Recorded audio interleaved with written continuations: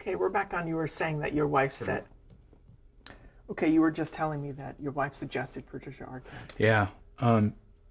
She was sort of reading the script over my shoulder, and she just had this strong conviction that Patricia Arquette would be great to play this role. She had never met the real Allison, so she wasn't coming at it from that. And I thought, wow, what an interesting idea. And I mentioned it to NBC, and they loved that idea.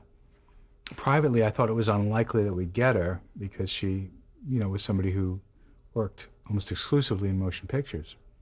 But I had directed a movie a few years earlier with Jennifer Aniston, and it was produced by a woman named Molly Madden, who managed Jennifer at the time and managed Patricia. So I got the script to Molly, and I think 48 hours later, Patricia committed to the pilot. So it was very fortuitous,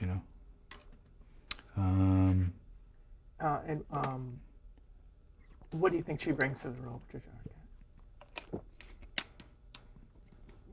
I think she brings a very, very, very heightened sense of humility. And I think that's extraordinarily important. When you meet the real Allison is actually very cocksure, very aggressive, very certain. And I mean this only in a descriptive way, somewhat arrogant. And I felt very strongly when I wrote the script this way, that I had this crazy idea that if someone were actually given this gift, if this gift really exists in certain people, that God or wherever this would come from would have to imbue the person who has this gift with an extraordinary amount of empathy and modesty and humility. So that's what I wrote, even though it frankly hewed rather strongly from the real person. I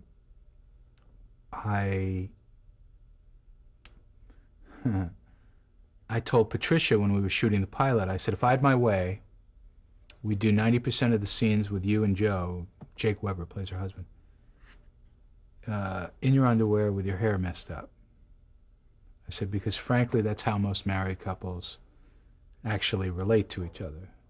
And the way we show how much we care for the other person and how much we trust the other person is not by how willing to get into lingerie we are, but by how willing we are to let the other person see us at our worst as well as our best. And she got with that right away. I said, so this is not a character who spends a lot of time looking in a mirror, because her sense of empathy is so strong that she's not self-involved at all. So here are the 10 outfits in your closet that will make work for the first season. And we'll see them again and again and again because you shop at these stores. And she got that and she embraced that. And I think she brings that, it's that humility, I think. And I think men and women look at this show and go, oh, I know her. And again, I think it's someone they haven't seen on television. And I think it's less about the fact that she may be psychic than it is she's not thin as a rail. She's not wearing the latest something. When we do the show well, you don't really see the catering truck off to the right. There isn't a lot of artifice about it. And I think a lot of that's Patricia. There's a lot of talk about how they fight. There are a couple that... Yeah, well, that's... I once heard marriage described as this deal, this compact that you make with another person. And the reason so many marriages ultimately fail is that while you're married, you're constantly sort of unknowingly renegotiating the deal. Because you change, as people you change, your experience is changing. And I believe what we're watching is that negotiation going on. These two people clearly love each other. But what a love. I mean, again, here's a guy who deals with the physical facts of the world. Here's a woman who says, I can't talk to you now. This is a Civil War soldier standing in the corner. I don't know, but I find that incredibly moving and interesting, and it's irrelevant to me whether or not it's true, Can you talk about the casting of Jake Weber and Miguel Sandoval? Jake Weber, we looked at, really concentrated, there were 3 actors we were concentrating on. Ron Schwery, who I work with on all these shows, said, Ron produced a movie called Meet Joe Black with Brad Pitt. He said, and I worked with an actor in that I think would be perfect for this, and it was Jake Weber. Jake came in, tested. He was clearly the right guy for the role. Miguel, really same thing. I think there were 3 actors we were contemplating for the part. I just always loved Miguel. You see him in films. He's got this extraordinary body of work. And, people always want to know, how did that happen? And it really is, you write a part, and then the casting director says, here are some thoughts, and you meet the people, or you audition the people, and they seem right to you, and then you go and you try and convince the network. You hope the network agrees with you. I have this weird attitude about it all, largely because of my experience with Bruce. Having taken Bruce to the network so often and been rejected so often, I've come to believe a lot of what the networks do now is they say, bring us 3 choices. And I always say, you know what, if I can bring you 3 choices, you should take me out behind the building and shoot me. My job is to say, this is the only choice. Now you can disagree with me and show me another choice, but I can't advocate for 3 people. That's crazy. The other thing that I do, and they're doing it more now, but when we did Medium, I did it, and I remember the actors were sort of surprised and pleased about it.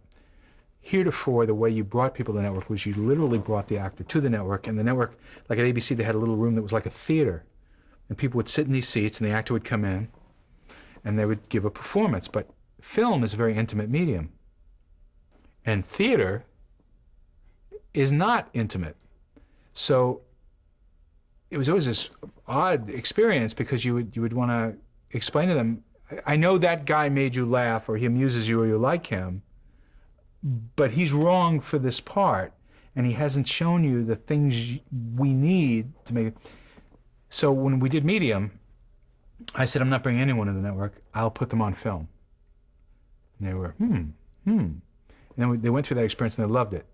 Because suddenly they realized, we don't have to go to the room. But probably, and, it's the same thing with the girls. The girls, saw them on film, and, particularly Maria, who had really not done anything. And I had said to the casting people, I said, what I really want are children who have never done anything. I don't want children who have been sort of Hollywoodized to, cute kids who know how to smile. I really want raw, untrained. And we saw Sophia, and the truth was Sophia had done a couple of things. She did a couple of TV movies, but she's such a good actress. And then we saw Maria, and I just thought, my God, I've never seen anyone like her. Here's this 6-year-old with an 80-year-old soul, and they both looked like, I believe they were Patricia's children. Did you also have an idea that you were going to have them have the medium powers as well when you were casting them? It wasn't my idea. Alison Dubois has 3 daughters, and her 3 daughters, she says, possess in varying degrees these skills. So all I'm doing is trying to accurately reflect, what she's told me. I mean, I've met them. I've met Alison. Can I tell you, people say, have you had a reading? Have you this? Have you that? I've never asked for a reading. There have been 1 or 2 instances where she's told me things. I've certainly never quizzed her children. And as I say, when I first got involved with this, if you had asked me, do you believe in this sort of thing, I would have said no. I've moved off of that quite a bit. I've come to believe that it's arrogant to assume we understand everything there is to understand about human experience and the sensitivities that different people have and how they might perceive the world or how the world might present itself to them. But I can't vouch for the veracity of her or her children. I think she's a genuinely sincere person. But beyond that, it would be hard for me to No, I know she serves as a consultant on the show. Yes. You speak to her by phone, or? Yeah, and much less so now. I mean, in the very beginning, there was a lot of conversation. Once you get into the hurly-burly of series production, though, it's very hard to maintain that dialogue. And I've always said and been very forthright about the fact that the shows we show, the stories we tell, are not episodes out of the life of the real-life Alison Dubois. They're inspired by the life that she has and the life that she's written about, but they're not actual things that have occurred to her. One of the things about the show is the dream sequences.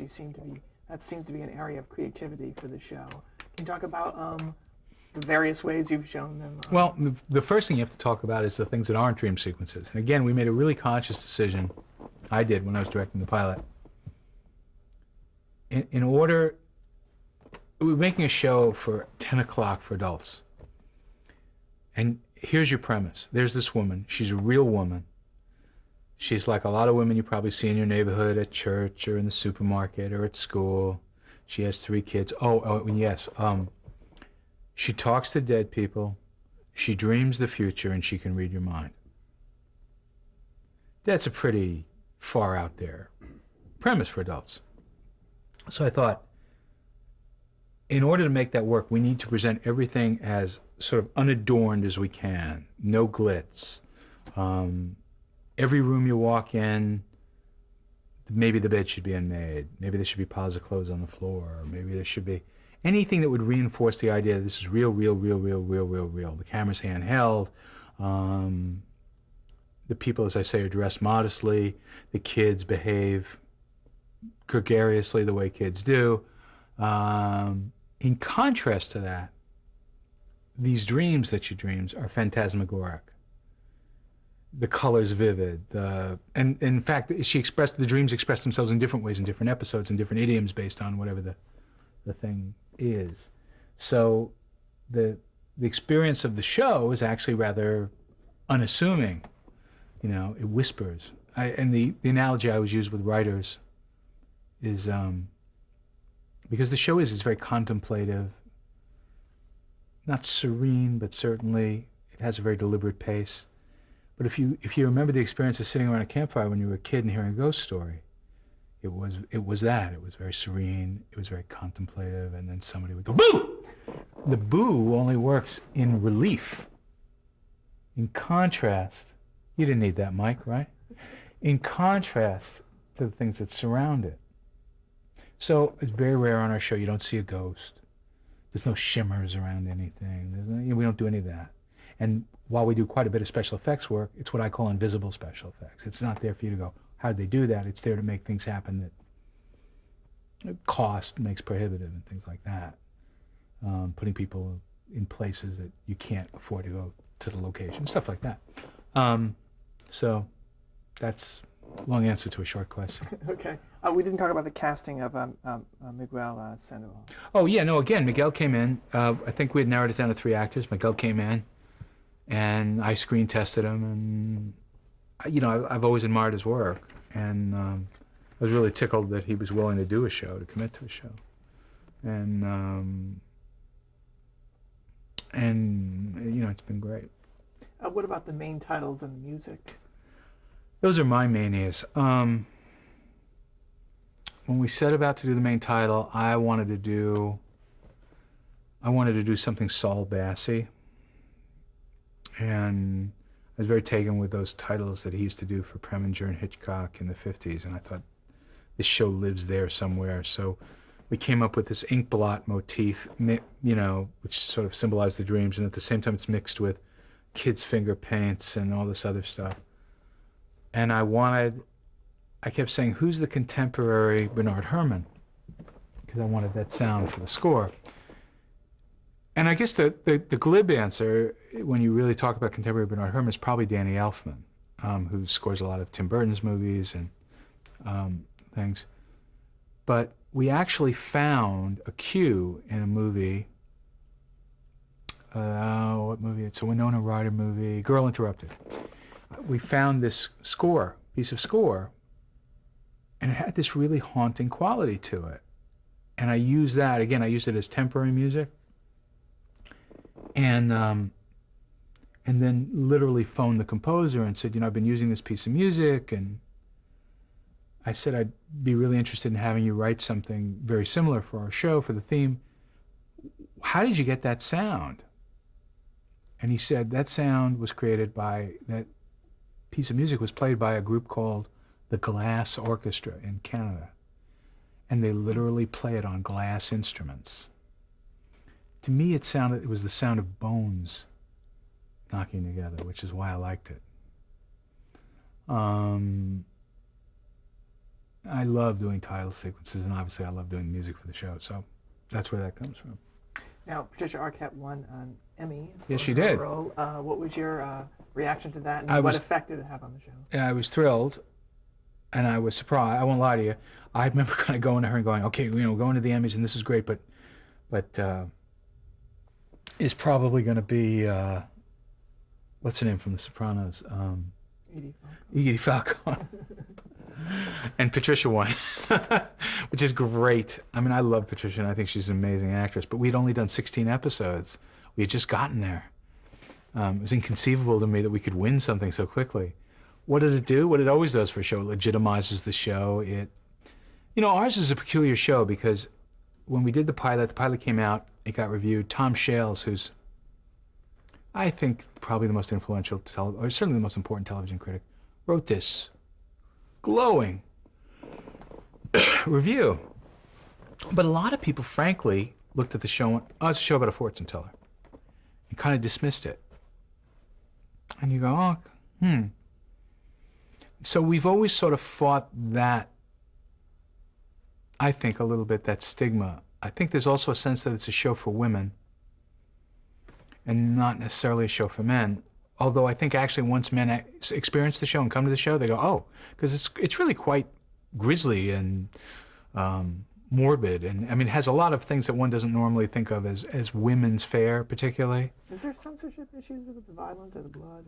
There have been, there's certainly been conversations, but I think for the most part we've prevailed.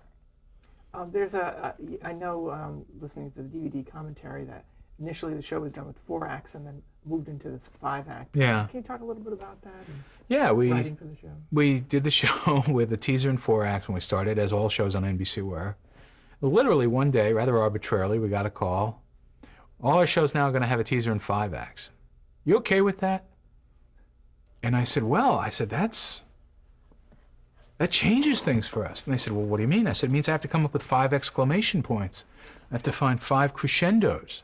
I said, "And that's hard to do given the kind of stories we tell." And they went, "Oh, well, that's too bad. Go ahead and do it." I mean, we make the show for NBC, and they decided, I think for competitive reasons, that it was better for them to have 5 commercial pods instead of 4 or something. It's really about that. It's really about selling spots and things like that. Can you tell me what a typical work week is, Monday through Friday? Sure. Schedule. This is a business where we work, the union agreements are such that we work a minimum 12-hour day. We shoot a minimum of 12 hours.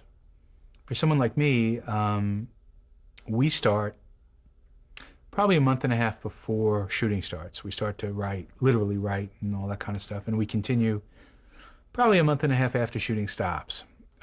We try and shoot episodes in 8 days. Sometimes that's not possible, so we'll overlap episodes or shoot a piece of an episode here or there. We begin at the beginning of the week with a call time, which is to say a start time of either 6 a.m. or 7 a.m. And again, because we work a 12-hour day, a minimum 12-hour day, if we go, say, an hour or 2 over, that 6 a.m. call time means you wrap at 8 p.m. Because you can't call the actors back by union agreement, they have to have 12 hours. You now start the next day at 8 o'clock. And again, if you go 13 or 14 hours, you've ended the next day at 9 or at 10 o'clock. So that by the end of the week, it's not unusual to have a call time as late as on Friday, say 1, 2, 3 o'clock in the afternoon, knowing full well that you're going to work until 3, 4, or 5 in the morning. And that's usually when we do our outdoor location night work. So it's very stressful in that way. For someone like me, in addition, I write all week and edit all week, and I write on Saturdays and Sundays as well. It's the only way to keep up. So it's virtually a 7-day-a-week job. I mean, there's an occasional Sunday where I go, I just can't do it.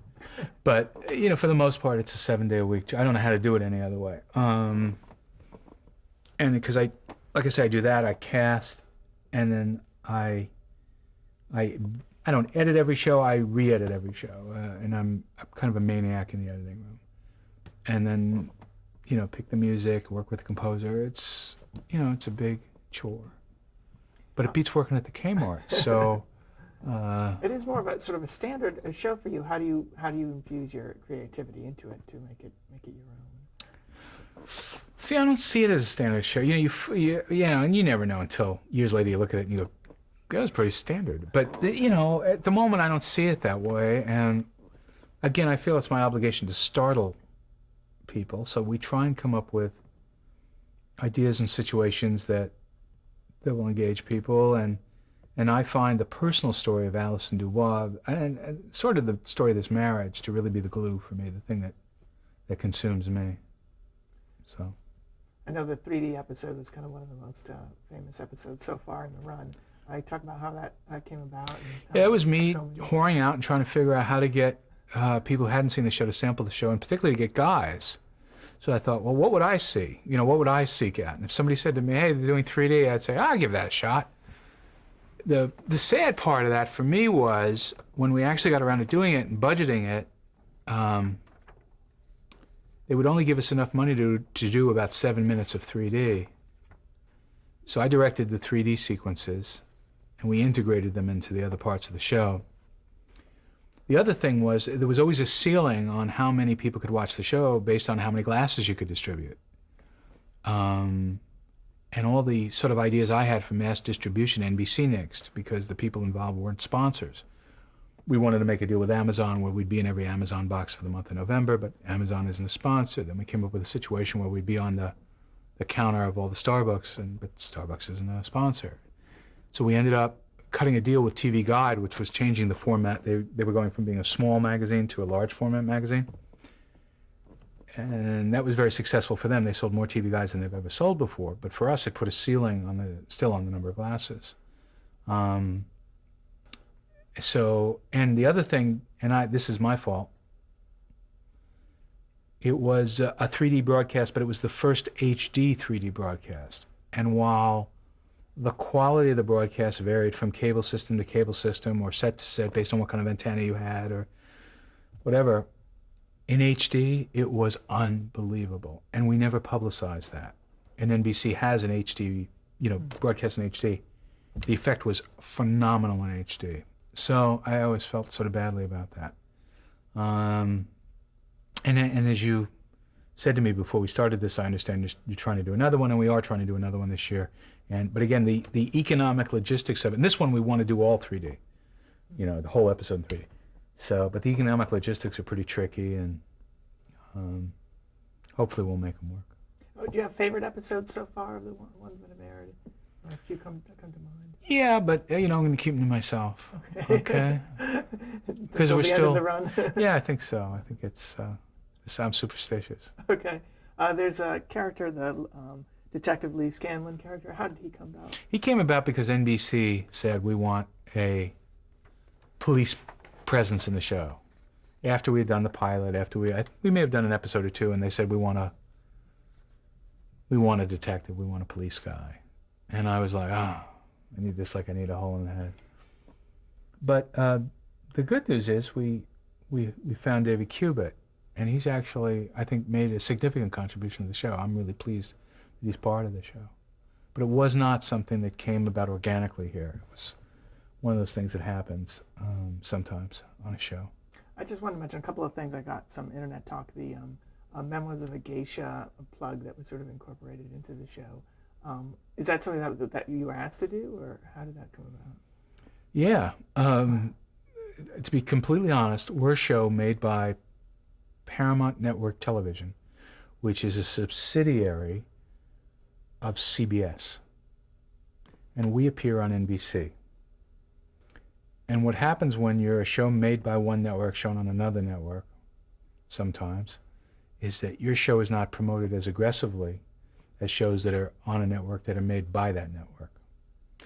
And Medium has always sort of suffered that fate. Frankly, NBC doesn't, they'll do promos because promos don't cost them anything. It's just running commercials on their own air. But the other sort of things like billboards and print ads and those sorts of things, not been very good about. Sony came to us and said, we have this movie which is coming out at Christmas called Memoirs of a Geisha, and we'd love to find a way to integrate it into your show. And I said, why would I do that? I said, I believe it's a movie they would go see. I believe it's a book she would have read, but why in the world would I do that? And they said, we will buy full-color ads advertising your show, not our movie, in these publications. And I found that at that moment in time very enticing. And I thought we did it about as well as you could do it. By the way, the idea that they go see a real movie only, to me, supports the idea that they live in the real world. The movie wasn't part of the plot, but going to the movies was. So, I thought it was a pretty good deal. And I'd do it again. I don't think there's anything to apologize for. And, the other thing I got a little notice is that her hairstyle changed in the beginning of, I believe, the last season. Yes, she cut it. Yeah. Was there any reaction that everybody? My reaction was, I think there was a lot of concern in other quarters. My reaction was, it's hair. People do that. They cut their hair. I don't get too terribly worried, particularly since there's nothing you can do about it anyway. You can go get a wig, but nothing that really makes much sense.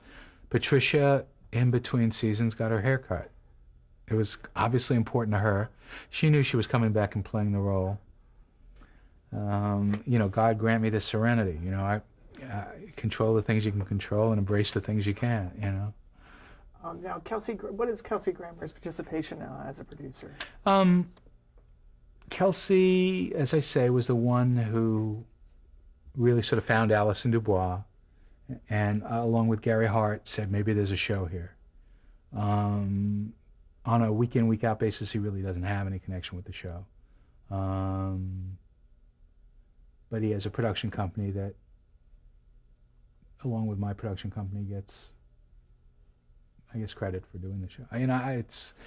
But he found there'd be no show whether or not Kelsey's relationship with Alison, but he doesn't have any week-to-week responsibilities on the show. Okay, I just have a couple of summing up questions, and then we'll be done. You use the name Glenn Gordon Caron as a writer. Why did you not just use Glenn Caron? Was there a specific reason for that? Yeah, when I was doing Good Time Harry, there was a producer, a guy named Gareth Davies, who said to me, you should use your middle name. And I said, why? He said, and he mentioned this other producer, Glenn Larson. Literally, we're all the same. He said, and it sounds so, it has a, and I thought, and I sort of believed it for a while, and by the time I didn't believe it anymore, my name had been out there that way for so long, it seemed silly to change. But, that is my middle name. That's my name, Glenn Gordon Caron. I don't know. Okay. One of the legendary stars that you worked with was Katharine Hepburn. Mm-hmm. You want to say a word or two about her? Well, she's Katharine Hepburn. There's not much to say. This will only diminish everyone's opinion of me. I actually was very much against her taking the part. Warren Beatty, I was directing a movie with Warren Beatty and Annette Bening and Gary Shandling, and Warren desperately wanted Katharine Hepburn to play this particular part. And I kept saying, why? And he said, well, it's Katharine Hepburn, and people haven't seen her in so long, and I said, Warren, she does a TV movie every year. I can do the performance for you. And I think proceeded to do the performance. I did the performance. And I really wanted to find someone who would truly surprise the audience and who'd suck us in. But Warren was committed and went and sort of wooed Katharine Hepburn, who said no for quite a long time. He was finally able to convince her. He kept saying to me, Annette Bening deserves Katharine Hepburn. She deserves to do these scenes with Katharine Hepburn. The sad part of it was she was so infirm that by the time we actually filmed the scenes, we would film Katharine Hepburn's side of the scene, and when it came time to turn around to get Annette's performance, Annette almost always did it to a double or a script girl, because the time with Katharine was so limited. She was so frail. It's obviously a great thrill to work with somebody like that. But I'd be lying if I didn't say that I put up a strenuous fight about it. I also told Bruce Willis not to do Die Hard. You can be, wrong about these things, and, she's wonderful in the movie, and it's no secret it's not my favorite movie that I've done, but she certainly is one of the most effective things in it. we're at the end of the table. I'll have to stop here.